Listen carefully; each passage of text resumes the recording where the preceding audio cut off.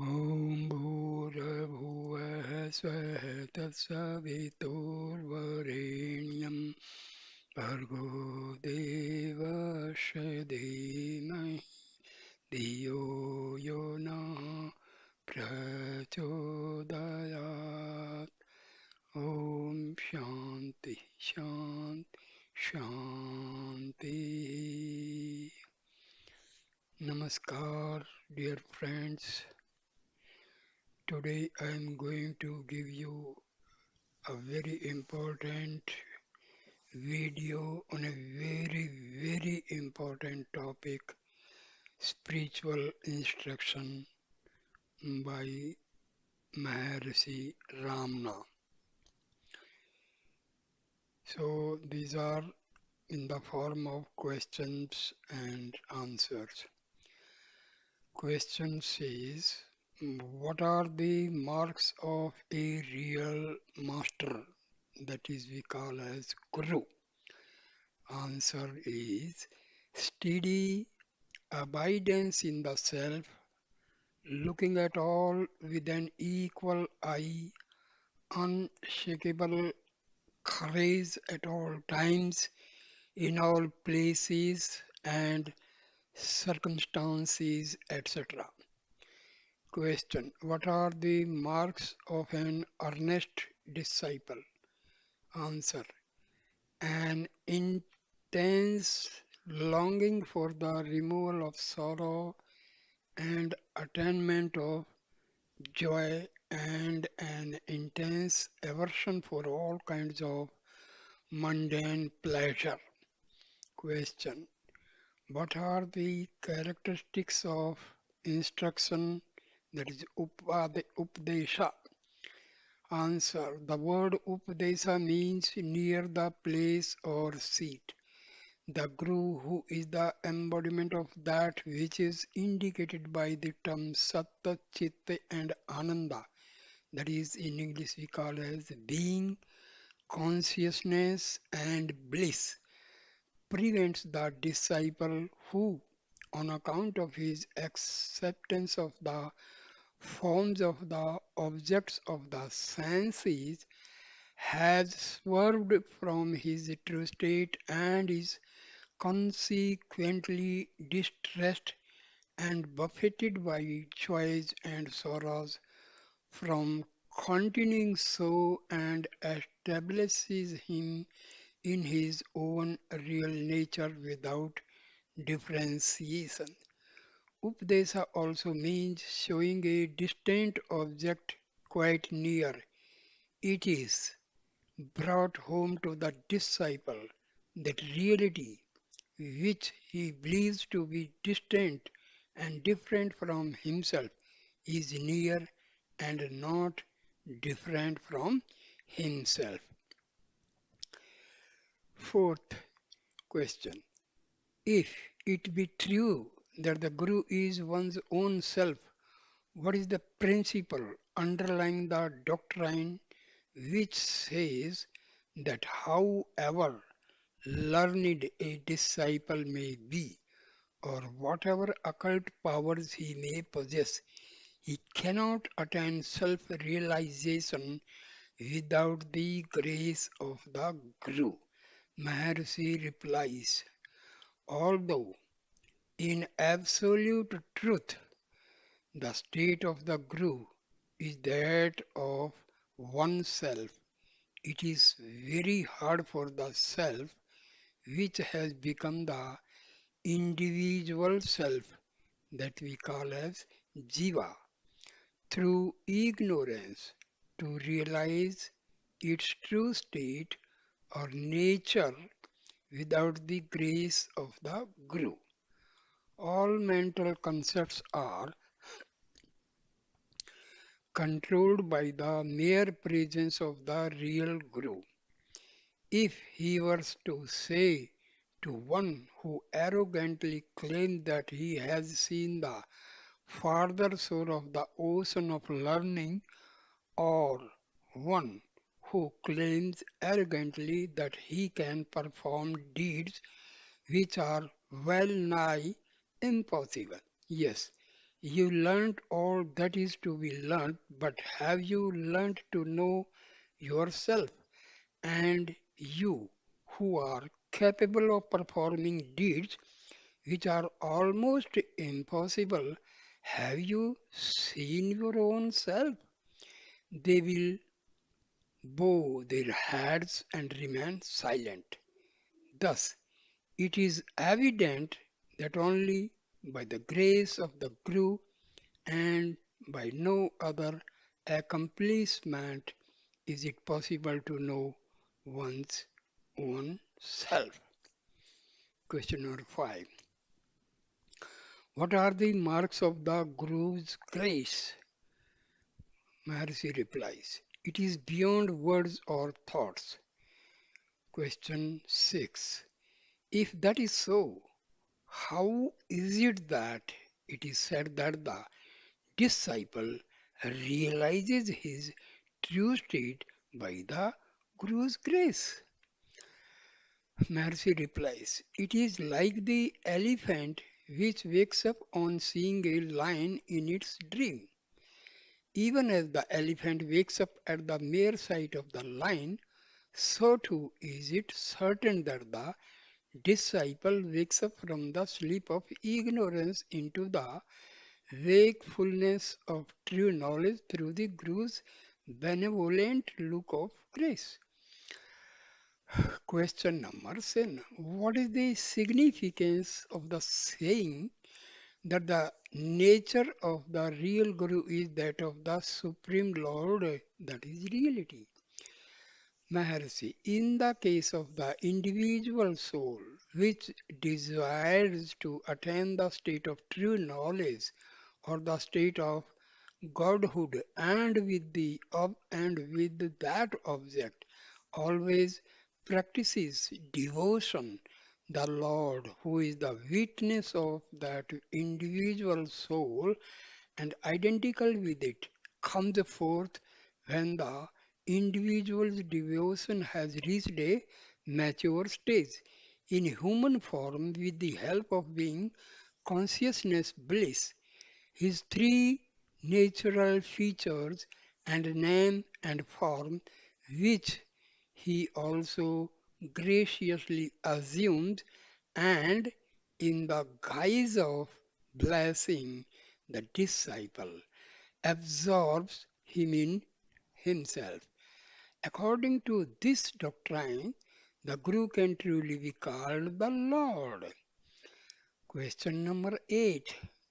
How then did some great persons attain knowledge without a guru?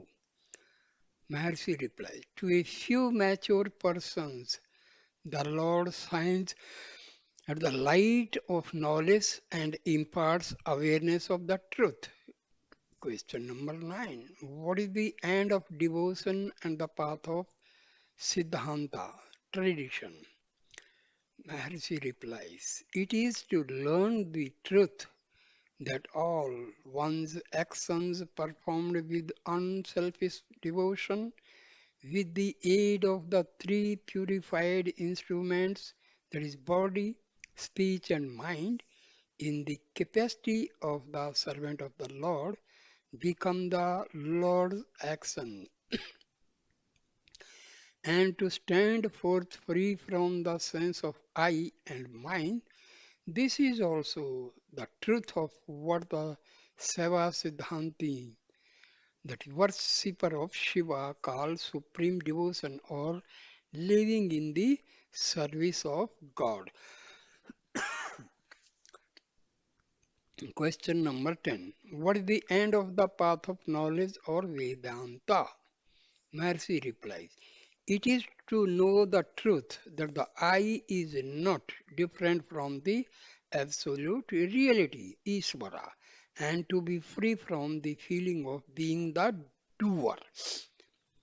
Question number 11. How can it be said that the end of both these paths is the same? Mercy replies, whatever the means, the destruction of the sense of I and mine is the goal, and as great And as these are interdependent, the destruction of either of them causes the destruction of the other. Therefore, in order to achieve that state of silence which is beyond thought and word, either the path of knowledge, which removes the sense of I, or the path of devotion, which removes the sense of mind, will suffice. So, there is no doubt that the end of the path of devotion and knowledge is one and the same. Question number 12. What is the mark of the ego? Maharshi replies, the individual soul of the form of I is the ego. The self, which is of the nature of intelligence, has no sense of I, nor does the insentient body possess a sense of I. The mysterious appearance of a delusive ego between the intelligent and the insentient being the root cause of all these troubles, upon its destruction by whatever means that which really exists will be seen as it is. This is called liberation.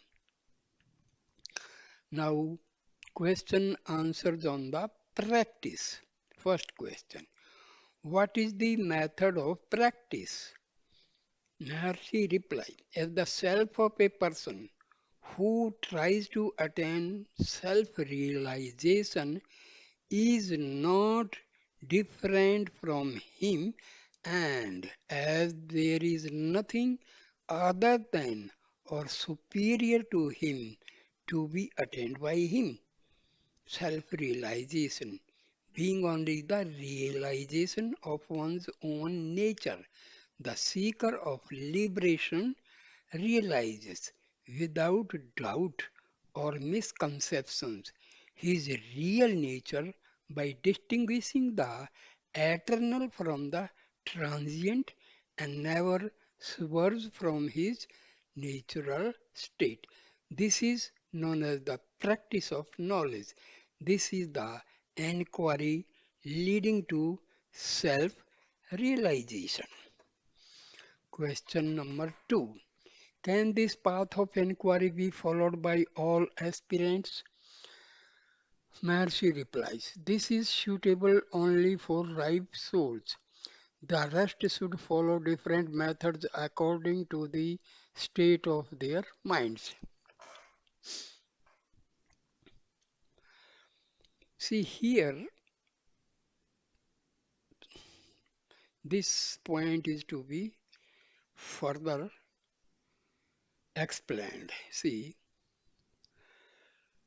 for a ripe soul means his mind should be purified. His intellect must be purified. His ego must be subdued. So, almost mind, ego, intellect, and all are purified, and in reality, they merge with the soul. So, their nature is always sattvic.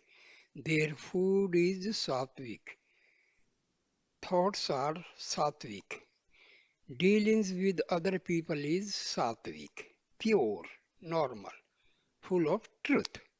So this type of people are having these attributes, these qualities. They are ripe souls. So normal human beings, they do not fit into this practice. Question number 3. What are the other methods? Maharshi replies, they are stuti, japa, dhyana, yoga, jnana. Stuti means always contemplating on the good qualities of God. chanting the name of God, concentrating on the name and form of God, that is dhyana, and doing some pranayama, yogasana, and all, that is yoga, and then indulge into self inquiry, that is jnana. Now, Maharshi explains Stuti is singing the praises of the Lord with a great feeling of devotion. Japa is uttering the names of the gods or sacred mantras like Om, either mentally or verbally. Dhyana meditation denotes the repetition of the names etc. mentally with feelings of devotion. In this method, the state of the mind will be understood easily. For the mind does not become concentrated and diffused simultaneously.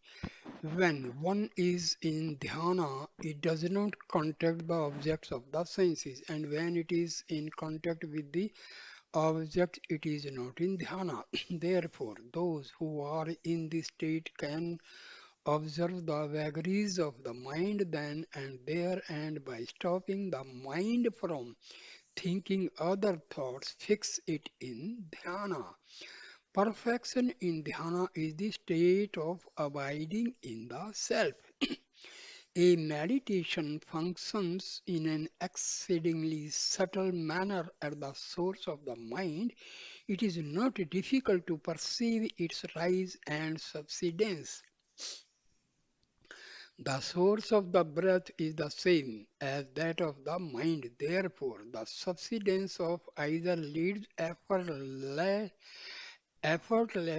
to that of the other. The practice of stilling the mind through breath control, pranayama, is called yoga. Then, fixing the mind on psychic centers such as the Sahasrara, the thousand petaled lotus. Yogis remain any length of time without awareness of their bodies. As long as this state continues, their appearance to be immersed in some kind of joy. But when the mind, which has become tranquil, becomes active again, it resumes its worldly thoughts. It is therefore necessary to train it with the help of practice like dhyana. Whenever it becomes externalized, it will then attain a state in which there is neither subsidence nor emergence. Jnana is the annihilation of the mind in which it is made to assume the form of the self through the constant practice of dhyana or inquiry. The extinction of the mind is the state in which there is a cessation of all efforts. Those who are established in this state never swerve from their true state. The terms silence and inaction refer to this state alone. Question number 4. Is the state of being still a state involving effort or effortless? Maharshi replies, it is not an effortless state of indolence. All mundane activities which are ordinarily called effort are performed with the aid of a portion of the mind and with frequent breaks. But the act of communion with the self or remaining still inwardly is intense activity which is performed with the entire mind and without break. Delusion or ignorance, which cannot be destroyed by any other act, is completely destroyed by this intense activity which is called silence. Question number 5. What is the nature of Maya, that is illusory world? Maya is that which makes us regard as non-existent of the self. The reality, which is always and everywhere present, all pervasive and self-luminous, and as existent of individual soul, the world and God, which have been conclusively proved to be non-existent at all times and places. Question number 6. As the self shines fully of its own accord, why is it not generally recognized like the other objects of the world by all persons? M- Maharshi replies, wherever particular objects are known, it is the self which has known itself in the form of those objects. For what is known as knowledge or awareness is only the potency of the self. The self is the only sentient object. There is nothing apart from the self. If there are such objects, they are all insentient and therefore cannot either know themselves or mutually know one another. It is because the self does not know its true nature in this manner that it seems to be immersed and struggling in the ocean of birth and death in the form of the individual soul. Question number 7. Although the Lord is all pervasive, it appears from passages like adorning him through his grace, that he can be known only through his grace. How then can the individual soul, by its own effort, attain self realization in the absence of Lord grace? This is the question. Again, I repeat this question. Although the Lord is all pervasive, it appears from passages like adorning him through his grace, that he can be known only through his grace. How then can the individual soul by its own effort attain self realization in the absence of Lord's grace? Very important question. Maharshi replies, as the Lord denotes the self and as grace means the Lord's presence or revelation, there is no time when the Lord remains unknown. If the light of the sun is invisible to the owl, it is only the fault of the bird and not of the sun. Similarly, can the unawareness by ignorant persons of the self, which is always of the nature of awareness, be other than their own fault?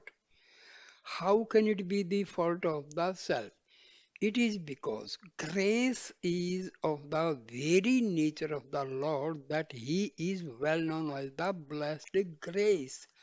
Therefore, the Lord, whose nature itself is grace, does not have to bestow His grace, nor is there any particular time for bestowing His grace. What now? Some explanation is needed for this grace. Actually, all our day-to-day worldly affairs are carried out by our mind and ego. Completely, the self is ignored and not brought into picture. So when ego and mind they are diverted towards the self, this state itself is grace.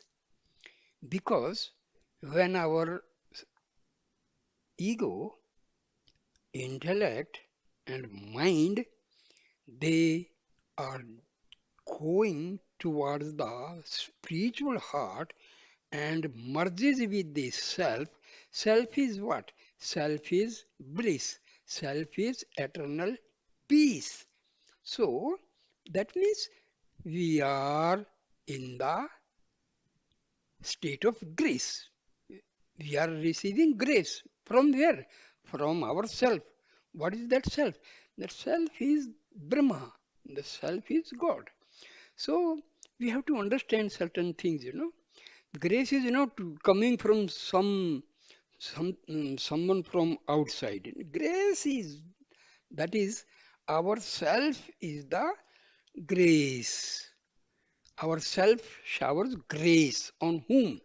Because whom means we always take this body, mind, intellect, ego, like that.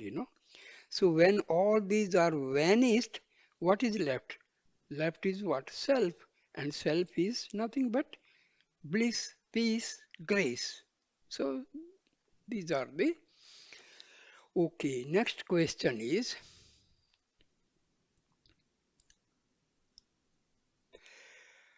question number 7.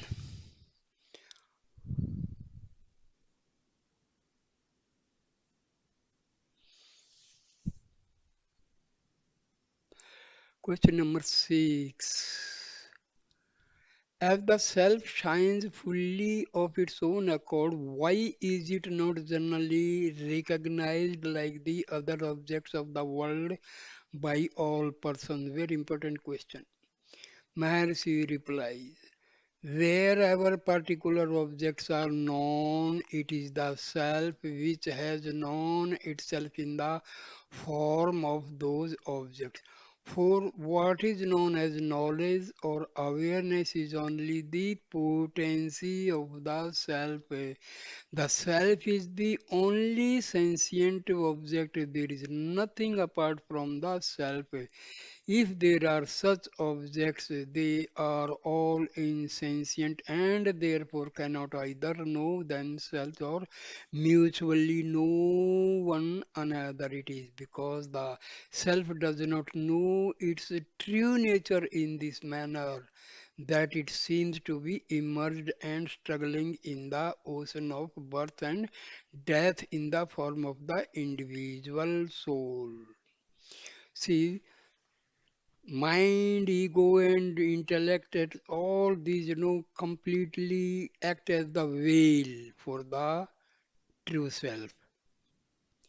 Question number 7. Although the Lord is all pervasive, it appears from passages like adorning him through his grace that he can be known only through his grace. How this I have already explained. Now, question number 8. What part of the body is the abode of the self? That is very, very important. Dear friends, self and God are same. God is omnipotent, omniscient, and omnipresent. Similarly, self is also omnipotent, omniscient, and omnipresent. So, something is infinite, cannot be confined in a finite object like our body. So the self is omniscient, omnipresent, and omnipotent. But for understanding, we say that self resides in our spiritual heart, which is said to be on the right side. Our this physical heart is on the left side, our in our chest, and the spiritual heart is said to be on the right side. But actually, there is nothing like that spiritual heart and all. But for understanding, this is assumed like that. What part of the body is the abode of the self? Very important point. The heart on the right side of the chest is generally indicated. Indicated. Just see, Maharshi is emphasizing indicated. This is because we usually point to the right side of the chest when we refer to ourselves. Some say that the Sahasrara, the thousand petaled lotus, is the abode of the self. But if that were true, the head should not fall forward when we go to sleep or faint. Question number 9. What is the nature of the heart? The sacred text describing it say between the two nipples below the chest and above the abdomen there are six organs of different colors, one of them resembling the bud of a water lily and situated two digits to the right is the heart.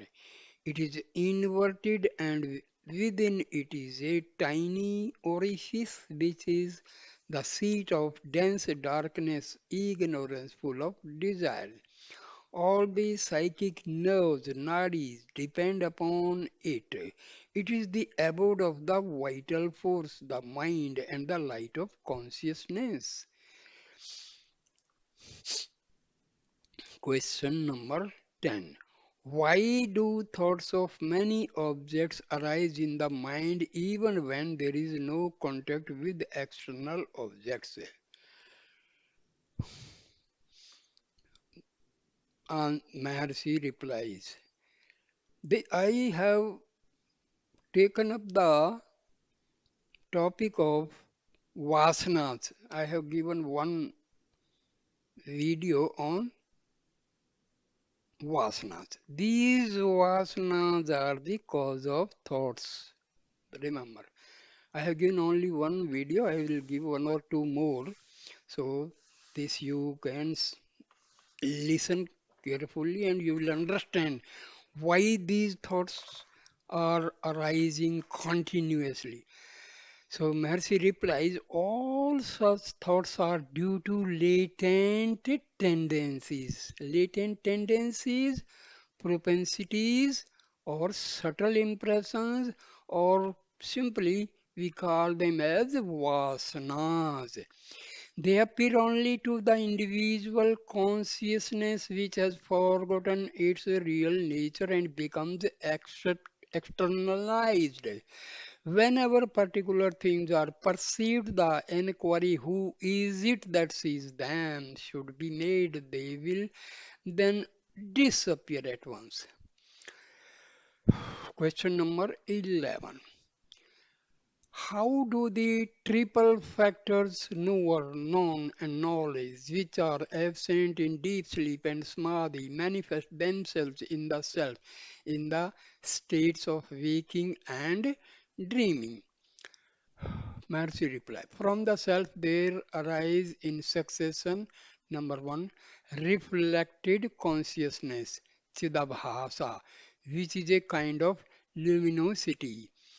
Second, the individual consciousness or the seer or the first concept. Third, phenomena, that is the world. Question number 12.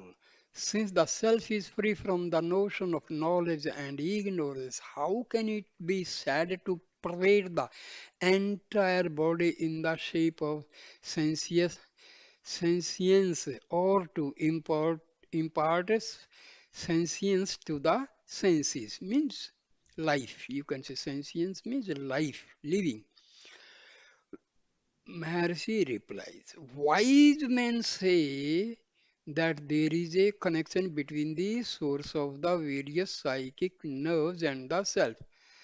That this is the knot of the heart, that the connection between the sentient and the insentient will exist until this is cut asunder with the aid of true knowledge. That just as the subtle and invisible force of electricity travels through wires and does many wonderful things, so the force of the self also travels, remain through the psychic nerves and pervading the entire body, imparts sentience to the senses, and that if this knot is cut, the self will remain as it is always is, without any attributes. Question number 13. How can there be a connection between the self, which is pure knowledge, and the triple factor, which are relative knowledge? Maharshi replies, this is in a way like the working of a cinema as shown below. Cinema show the lamp inside the apparatus, self, the self. Left side, cinema show the lens in front of the lamp.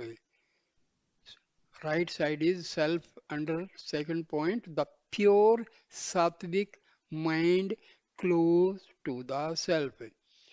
Cinema show, underneath cinema show. Third point, the film which is long series of separate photos. Self. Third part, the stream of latent tendencies consisting of subtle thoughts.